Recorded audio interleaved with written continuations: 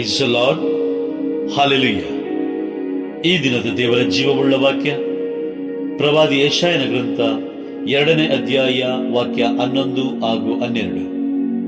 Prophet Isaiah chapter 2 verses 11 and 12.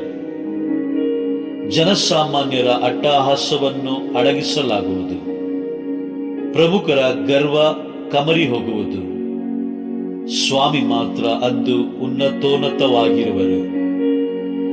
ಸೇನಾಧೀಶ್ವರ ಸರ್ವೇಶ್ವರ ದಿನವೊಂದನ್ನು ಗೊತ್ತು ಮಾಡಿದ್ದಾರೆ. ಅಹಂಕಾರದಿಂದ ಉಬ್ಬಿ ಹೋದವರಿಗೆ, ಉದ್ದಟತನದಿಂದ ಕೊಬ್ಬಿ ಹೋದವರಿಗೆ.